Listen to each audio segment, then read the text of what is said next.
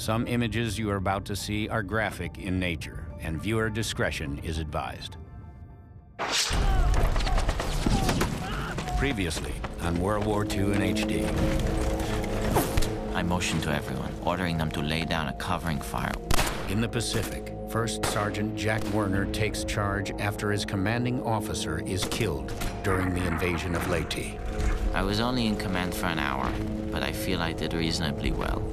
At least I didn't get anybody killed. While in Europe, this is beyond what any man should be forced to endure. GI Rocky Blunt battles the elements during the Battle of the Bulge. I tried to get out of the hole, and my legs were frozen into a block of ice, almost to the knees. And Army nurse June Wandry loses hope that the end of the war is near. One thing is sure, I'm not going home for Christmas this year. What do you do when you run out of tears?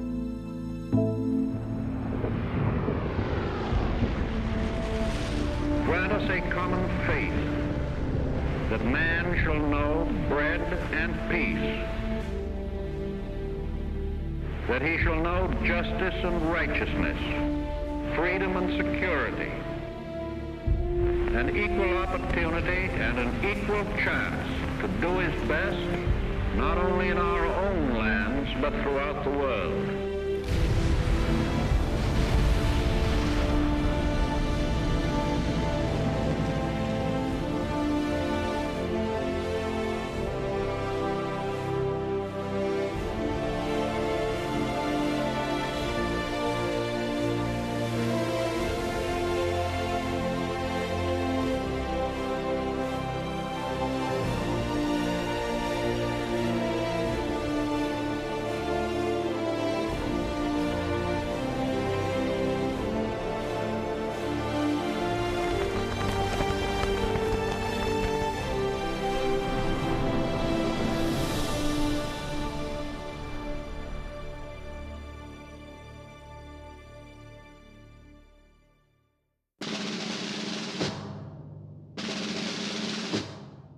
The National Broadcasting Company humbly asks admission to your home in this, our hour of national sorrow. Crowds are lining Constitution Avenue from here to the White House. Many an American is standing with us today. All the soldiers and servicemen in the crowd stand firmly at attention. And now the caisson will start its solemn, sorrowful procession through Washington.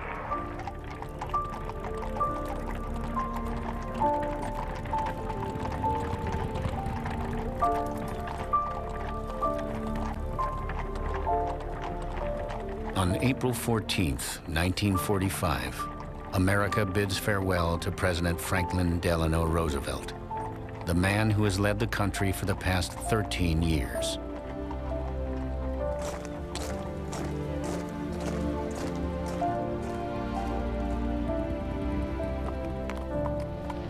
At a time like this, words are inadequate.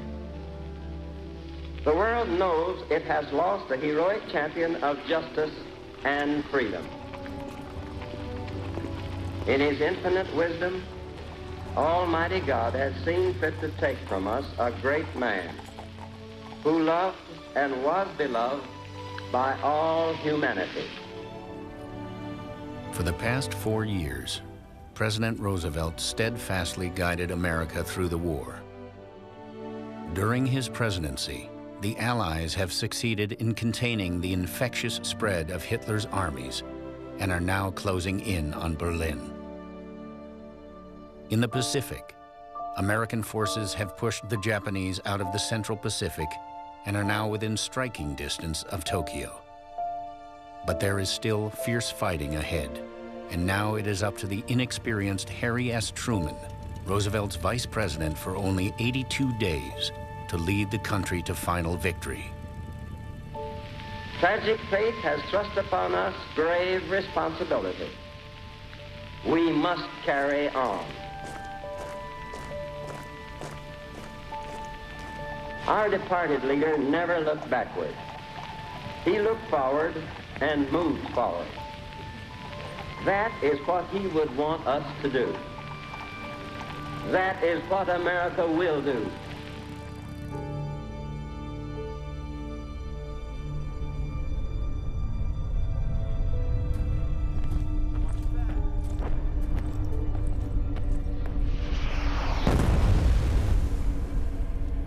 There's a lot of fighting, mainly thundering mortars, and it makes me feel on edge.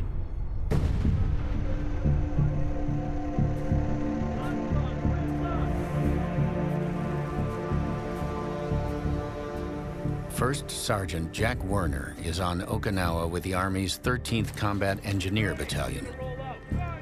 After landing with the second wave of the assault force on April 1st, Werner and his platoon helped secure one of the island's main airfields.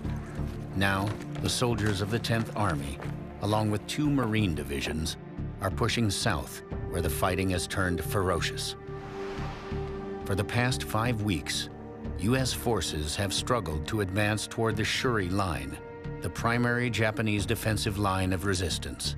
Along its rocky highlands, thousands of well-armed Japanese troops, concealed in caves and bunkers, are unleashing artillery concentrations unlike anything yet experienced in the Pacific War.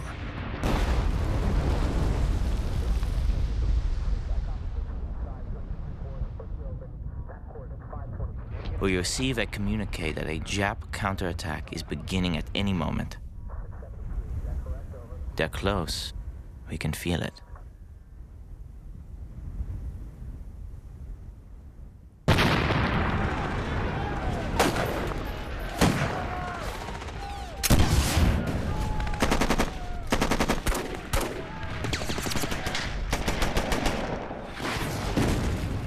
Artillery and mortars are exploding around us.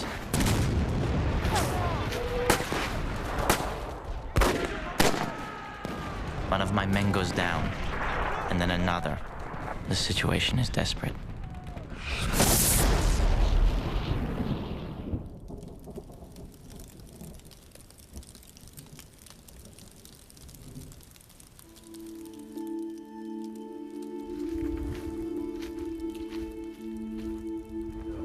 Werner and a dozen men in his platoon are wounded, all riddled with mortar fragments.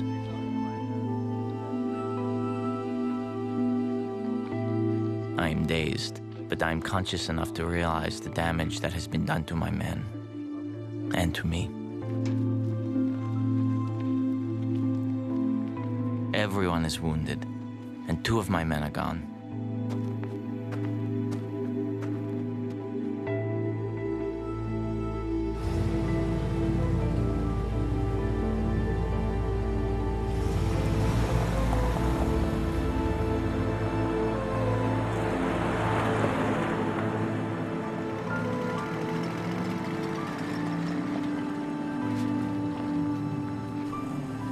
The next thing I know, I'm on a jeep, on a litter. I was on a jeep, on a litter, and was taken back to a medical tent. And that was a horrible sight, I must say. It was so full of wounded men and blood all over. It was just awful.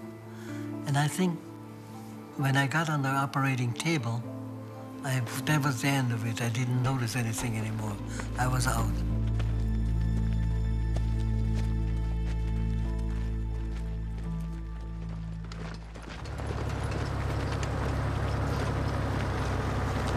No one wants to be the last guy killed in a war, especially so close to the end.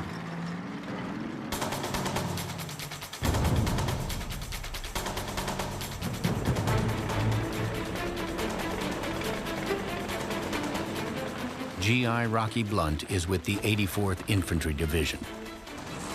After crossing the Rhine more than a month ago, Allied forces have begun the drive eastward across Nazi Germany. Their destination is the Elbe River, the last natural barrier before Berlin. Only days earlier, the Soviet army encircled Berlin and began launching devastating attacks on the capital. Hitler's days are numbered.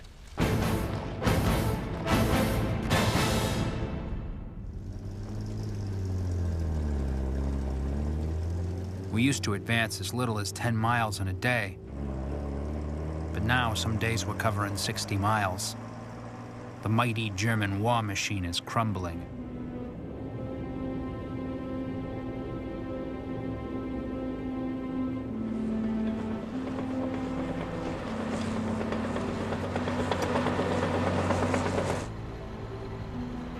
Our convoy stops abruptly outside a small town. We can't hear a firefight in the distance, and there's no traffic up ahead. Why are we stopping here in the middle of nowhere? Looking across a field, I realize I've seen places like this before in photographs. Only now the faces behind the barbed wire fence are real. Now I know that the rumors we've been hearing are true. Now I know why we're here.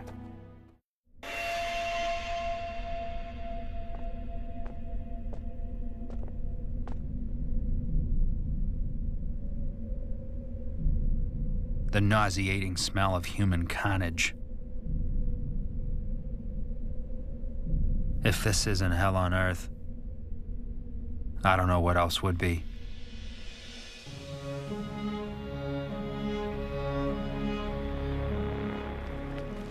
GI Rocky Blunt has just entered a sub-camp of the Buchenwald concentration camp complex. Since ascending to power in 1933, Adolf Hitler has been systematically rounding up and exterminating Jews and minority groups he deems undesirable, such as homosexuals and the disabled. It was part of his master plan to create a true Aryan race. He called it the final solution.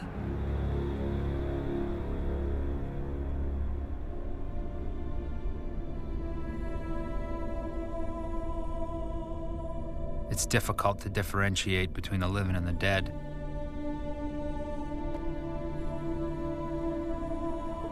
Only the haunting eyes can tell me if a skeleton is alive.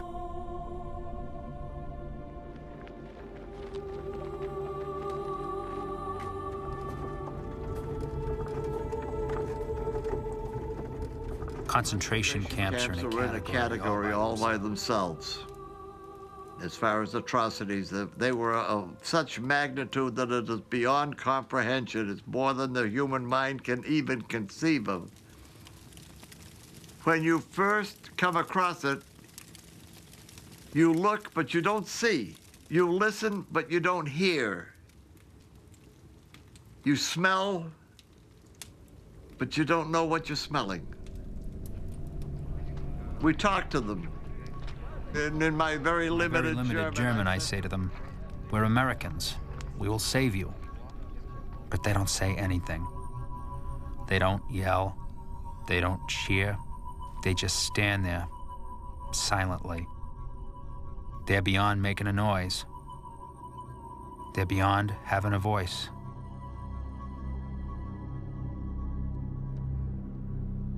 I meet a prisoner. I can hardly hear him when he talks. He tells me the German doctors at the camp conducted experiments on his throat, and he no longer has a voice box.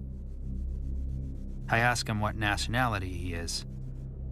Ich bin ein deutscher Jude, he says. I am a German Jew. He takes me to Das Crematorium and insists I go inside. Skulls, bones, and ashes are everywhere. Fingernails, which had been gouged out, are still stuck in the walls. He tells me, "Vergessen Sie nicht," don't forget. I couldn't, even if I wanted to.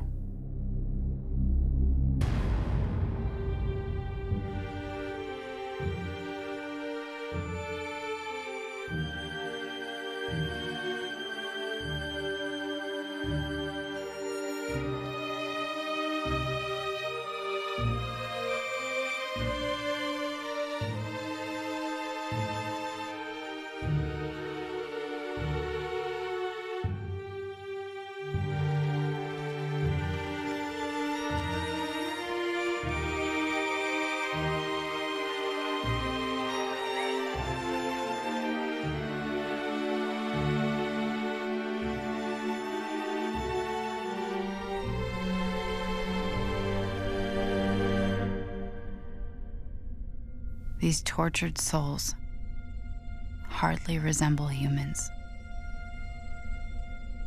It's so very, very sad.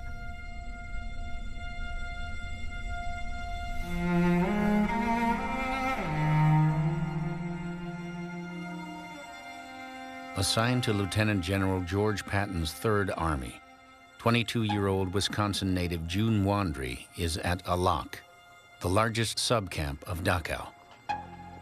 The camp was liberated weeks ago, but with more than 32,000 survivors in need of medical care, nurses like June are bused to Dachau from a nearby army camp.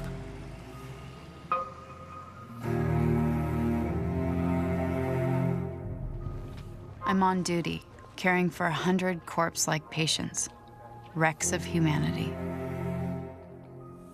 Their bodies are riddled with disease. Macerated skin drawn over their bones, eyes sunken in wide sockets, hair shaved off.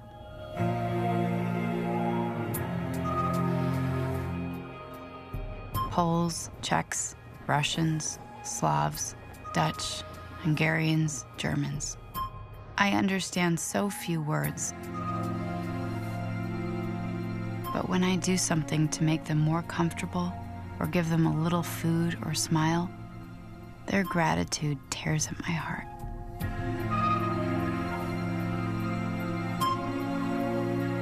When I hand out tiny pieces of chocolate, the poor souls are so excited and pleased, they just grab my hand and hold it.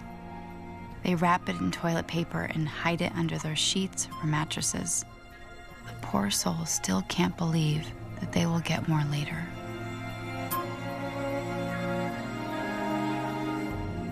You have to gently shake some of the patients to see if they're still alive. Their breathing is so shallow. Each time, I breathe a wee prayer for them. God, are you there? God, where are you?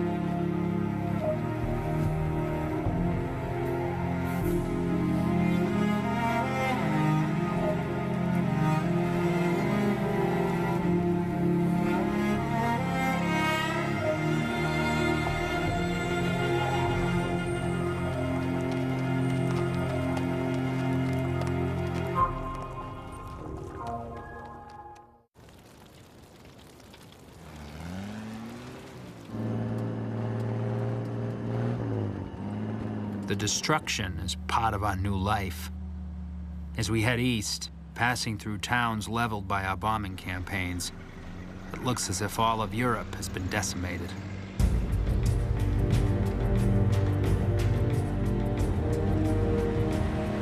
GI Rocky Blunt and the 84th Infantry Division are pressing east at a fast pace. American forces are closing in on the town of Turgau at the Elbe River, where they are to meet up with the Soviet army, putting them one step closer to choking the Germans into submission.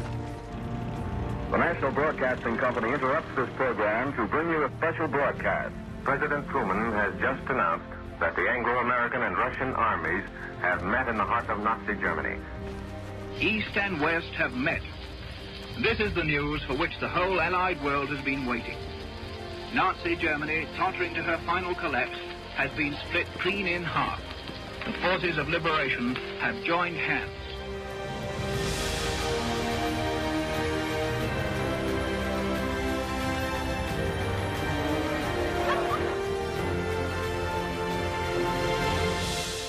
The meeting of East and West is a triumph. But for some American soldiers like Rocky Blunt, the joy of the moment is short-lived. General Dwight Eisenhower decides to halt his troops at the Elbe River and focus on pummeling the Germans to the southwest. This means that Berlin, Germany's capital city, will be left for the Russians to take. Everyone I talk to is in shock and disbelief. Berlin has been our main goal for these past few months. Now we won't be going there. So many of our men had died on the way there. It seems strange I won't be setting foot in the German capital.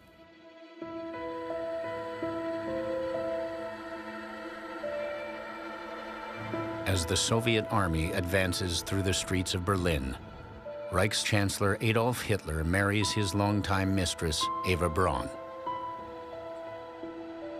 He waits until the Soviets are only blocks away, and then shoots himself in the head. This is London calling. Here is a news flash. The German radio has just announced that Hitler is dead. Here's a special news bulletin. The British Broadcasting Company has just reported that Adolf Hitler died at the Reich Chancellery in the heart of burning Berlin.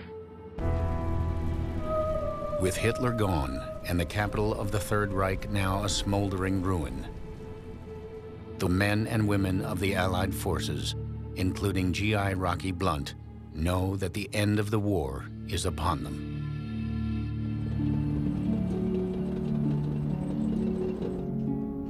I guess I'll be heading home soon. After everything I've been through, that will be a major accomplishment by any account. But there's still so many unanswered questions, so much I'm uncertain of. One thing I am certain of, I have to put the horrors of the past behind me and build a new life. A life of peace, not war.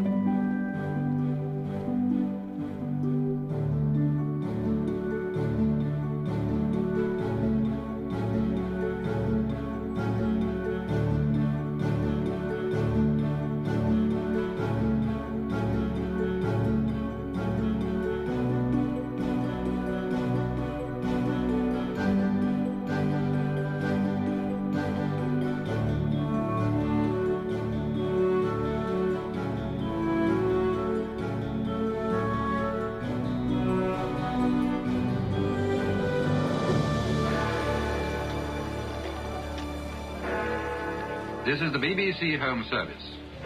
We're interrupting programs to make the following announcement.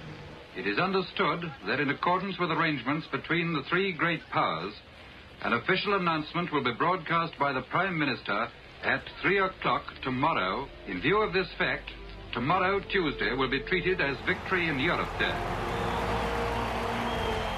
After nearly 6 long years, the war in Europe is finally over.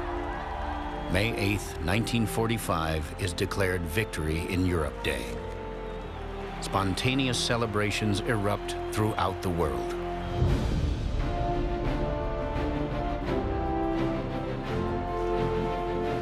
French soldiers pick me up, hoist me on their shoulders, and carry me down the Champs-Élysées shouting, "Vive la France! Vive l'Amérique!"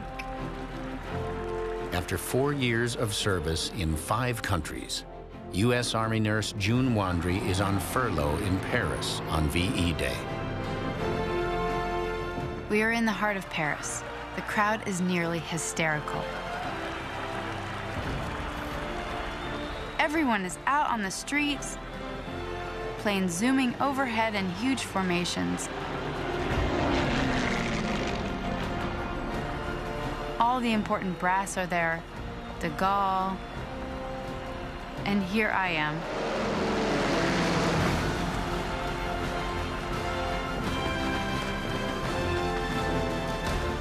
A very great crowd is collected already. Thousands upon thousands of people gathered to share this historic day with the King and Queen. Listen to the crowd.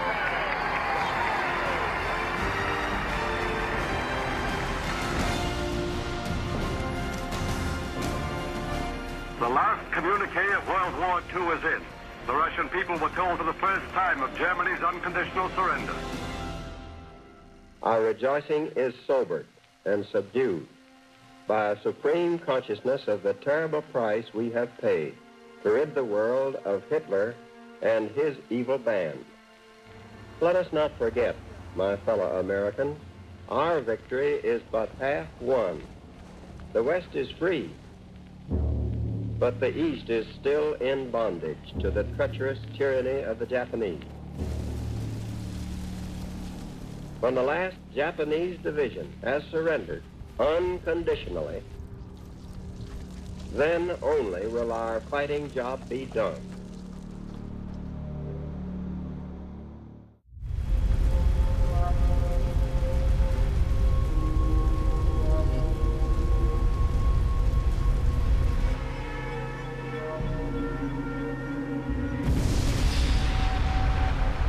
I'm lying here, watching the show, so to speak. The kamikazes attacking our carriers, and our destroyers, and our ships. It's a very frightening situation.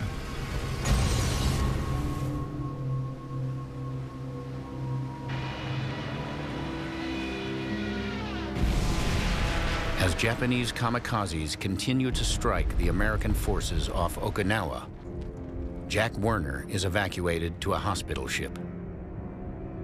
While fighting near the Shuri line, he was hit in the back and jaw by mortar fragments.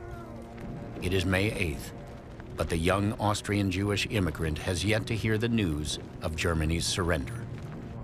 I'm incapacitated. I can't move. I can't get up from the litter. I can't do anything. If the Jap planes attack me, it will be over.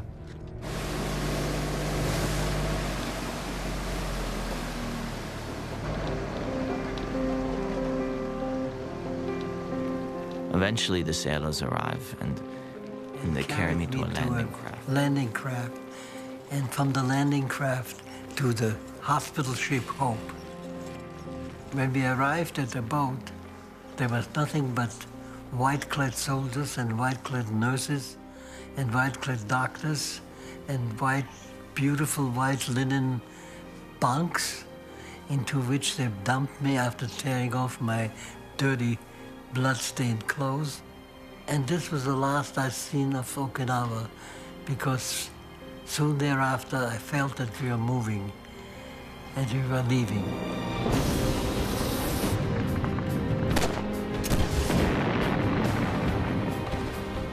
While Werner is evacuated back to the States, the battle on Okinawa continues for more than a month. By the end of May, American forces capture Shuri Castle.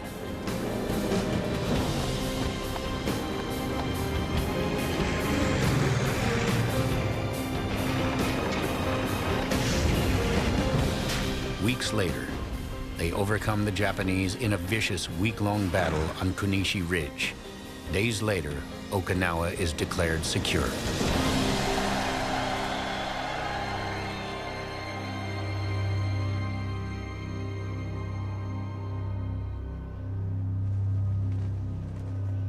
With over 12,000 U.S. soldiers, sailors, and Marines killed or missing in action, and another 36,000 wounded, Okinawa is the bloodiest campaign of the Pacific War. And yet, the U.S. military still has plans to invade the Japanese home islands. There can be no peace in the world until the military power of Japan is destroyed, with the same completeness as was the power of the European dictators. Codenamed Operation Downfall, the first phase of the invasion of Japan is planned for November. Estimates are that Downfall will take over 1 year and involve 5 million Allied troops, with some casualty estimates as high as 1 million.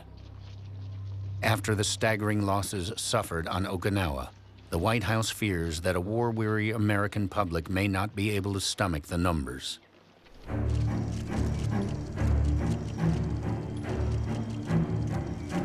On July 26th, in the middle of a 2-week conference in Germany, the Allies issue an ultimatum to the Japanese.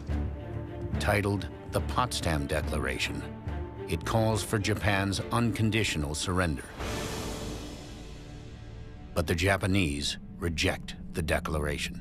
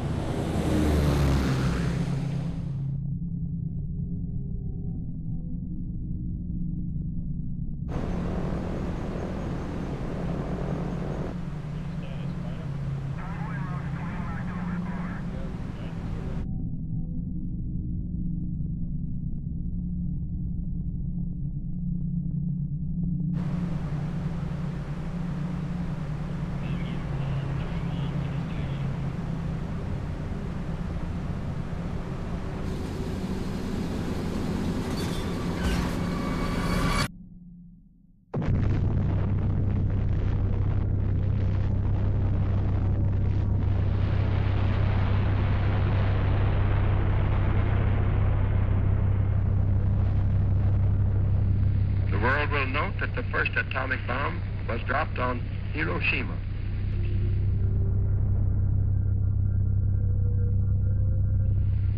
We have used it in order to shorten the agony of war, in order to save the lives of thousands and thousands of young Americans.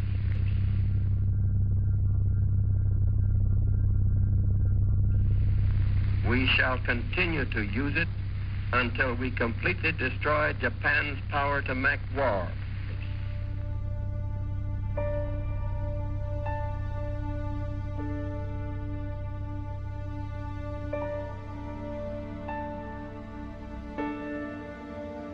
With Hiroshima in ruins, Truman warns the Japanese to surrender. He receives no response.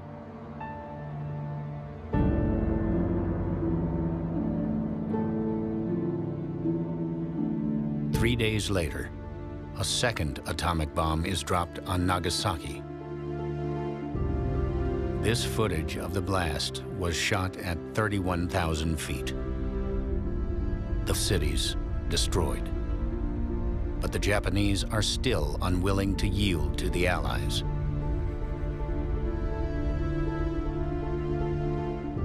A third atomic strike is considered.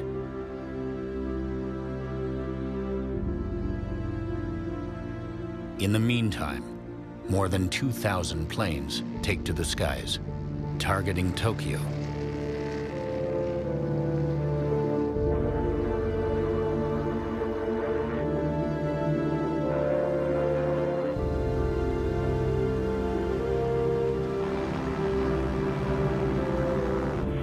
The fate of the Pacific War remains unresolved. From the Mutual Newsroom in New York, Tokyo Radio says acceptance of Potsdam Proclamation coming soon. One moment, please. This is not official. This is from the Tokyo Radio.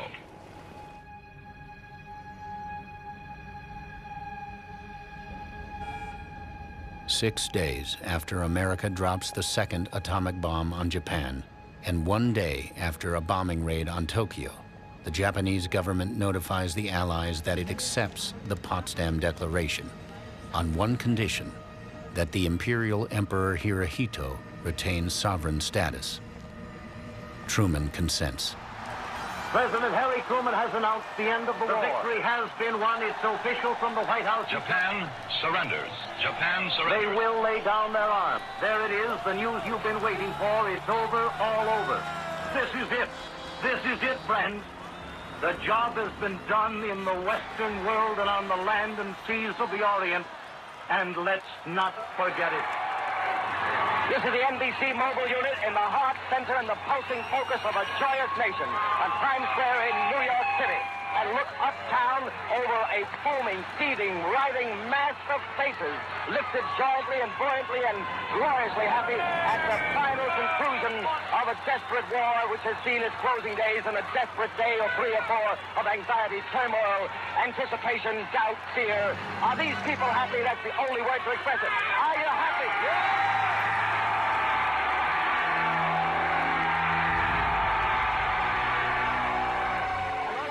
This is undoubtedly one of the most incredible days of my life. At long last, I am home.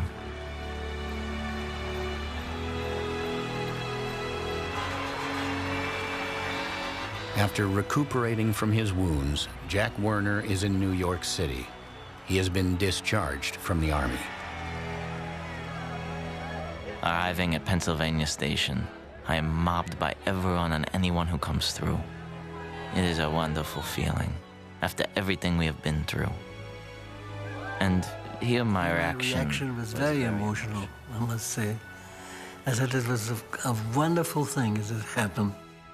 It turned out to be, you know, VJ Day, and Times Square was exploding with people, and everybody was on the street, kissing and hugging each other. It was very, very nice.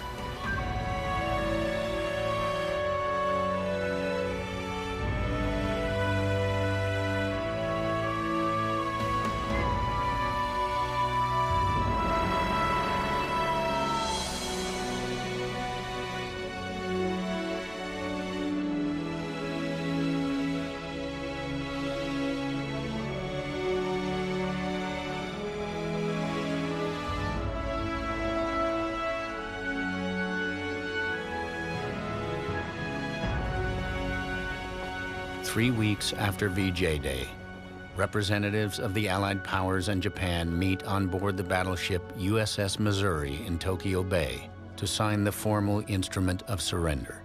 Elements of this footage have not been seen before. Filmed by a sailor positioned in the ship's superstructure, General MacArthur and Admiral Nimitz walk toward history. My fellow countrymen, today the guns are silent. A great tragedy has ended. A great victory has been won. The skies no longer rain death. Men everywhere walk upright in the sunlight. The entire world lies quietly at peace. Over the next few weeks and months, millions of Americans who served in the armed forces begin the journey home. Nurse June Wandry arrives in Virginia almost 2 months after VJ Day. Home at last, 5 months late. We disembark into a shabby, dirty area. No bands, no flags, no welcoming crowds. It's a sad ending. Our lives have been permanently altered. People who stayed home will never understand us. But then we hear a sweet chorus of welcome home from several gray ladies bearing trays of milk and cookies. And suddenly, the lump in my throat is too big to swallow. Tears spill down my face. I'm home.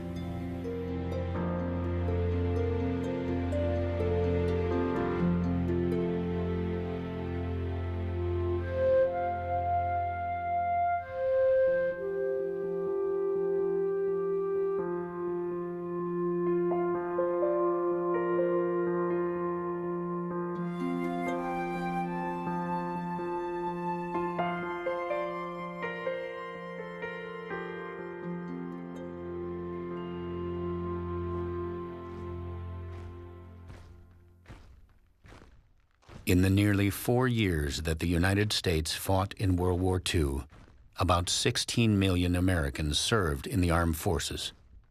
Over 415,000 never made it home. Most were killed in combat. Many remain missing in action. For those who survived, the echoes of the war experience linger for a lifetime. In my opinion, war is a terrible thing. I never thought in my life, in my young life, that I would see what I saw and had to go through what I went through.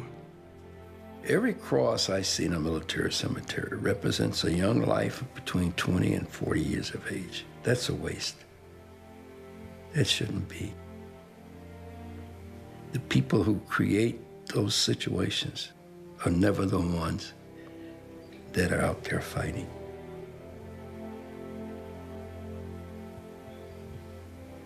I detest that. I hate it.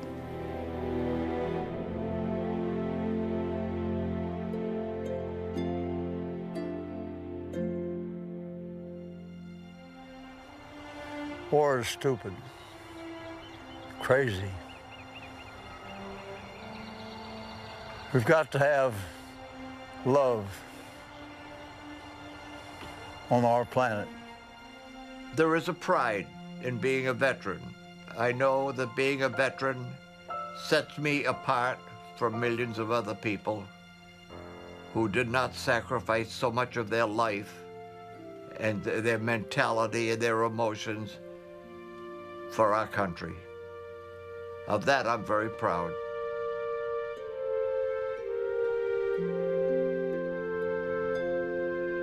What is the greatest generation? The greatest generation was everybody who worked hard to provide the means by which we were able to win this war. The greatness encompassed the country as well, the whole country.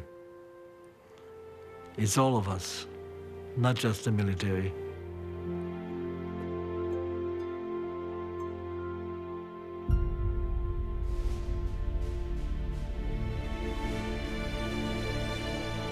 The spirit of man has awakened. The soul of man has gone forth. Grant us the wisdom and the vision to comprehend the greatness of man's spirit that suffers and endures so hugely for a goal beyond his own brief span. We are all of us children of earth. Grant us that simple knowledge. If our brothers are oppressed, then we are oppressed. If they hunger, we hunger. If their freedom is taken away, our freedom is not secure. Grant us a common faith that man shall know bread and peace, that he shall know justice and righteousness, freedom and security, an equal opportunity and an equal chance to do his best, not only in our own lands, but throughout the world. And in that faith, let us march toward the clean world our hands can make. Amen.